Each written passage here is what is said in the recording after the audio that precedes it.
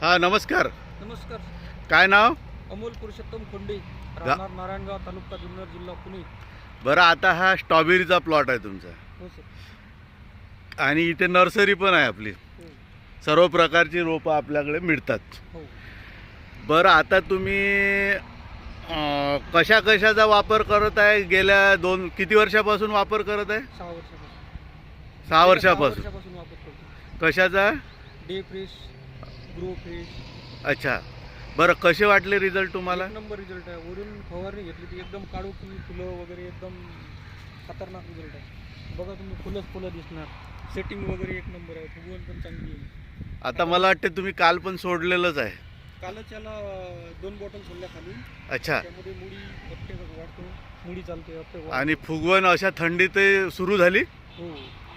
म्हणजे सर्व शेतकऱ्यांनी, स्ट्रॉबेरीवाल्या शेतकऱ्यांनी वापरायला पाहिजे. स्ट्रॉबेरीवाल्यांनी वापरायला पाहिजे. सगळ्या धनामितीपासून द्राक्ष डाळिंबापर्यंत चालते. काहीच प्रॉब्लेम नंबर रिझल्ट. चालेल. आणि ह्या परिसरामध्ये आता जे नारायणगावला स्टॉल झाला तिथूनही बऱ्यापैकी आपलं सेल झालेलं आहे. हां, चांगले आहे रिझल्ट सर्व. एकच नंबर रिझल्ट. वापरायला पाहिजे सर्वांनी. काळोखी शेवटपर्यंत कायम राहते. काळोखी शेवटपर्यंत कायम राहत. हेच त्याचे उदाहरण आहे. हो. मधमाशीला वगैरे कसं काय? मधमाशीला काहीच प्रॉब्लेम नाही. काय मधमाशा उडत आहे आपल्याला. मधमाशी पण चांगली येत आहे. हो म्हणजे डे फ्रेश सर्वच तऱ्हेचं काम करते. हो.